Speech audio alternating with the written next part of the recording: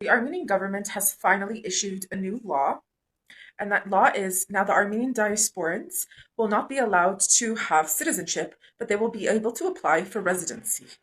This makes me very, very happy because what we've witnessed in the last, realistically, since the independence of Armenia from 1991, all the diasporans ever do is they come here once every so often. The ones who consider themselves loyal to the country, maybe 1 or 2 weeks in the summer every year to eat, to shit, hire a few prostitutes. Some of them, they do it for free.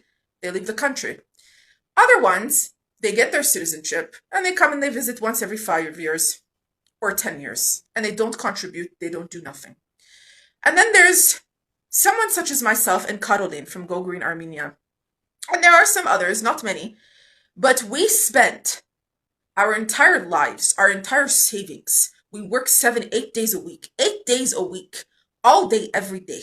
Sacrifice our breath, our blood, our entire existence for making this country a bearable country.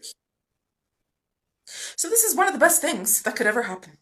Because if you are an Armenian, you come and you live in Armenia and you contribute to this country by speaking your own language, by staying intact in your own nation, by giving back to your own culture and your own government. You don't go to Los Angeles, America, and become prostitutes for Israel just for the sake of having money and call yourselves proud Armenians. It has recently come to my attention. I saw a recent interview with Anna Kasparian, and there's a Persian Jew attacking her who is a tattoo artist, and he's saying we Armenians, we like the Jews, and everyone in Armenia is afraid of Israel, but they are not afraid of the Turks and they are not afraid of the Azeris. Let me tell you something. Who's we? You, a Persian Jew, have absolutely nothing to do with Armenians from Armenia especially. No one in Armenia is afraid of Israel.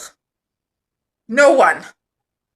You speaking about Los Angeles Armenian prostitutes such as yourself, through name, have nothing to do with the rest of Armenia. Your hatred of women has nothing to do with us. 99.9% of what Armenia has ever experienced in terms of problems is because of the diaspora. 99.9%. It was the diaspora who continues to think it controls Armenia. Yeah. So Pashinyan has done a great thing.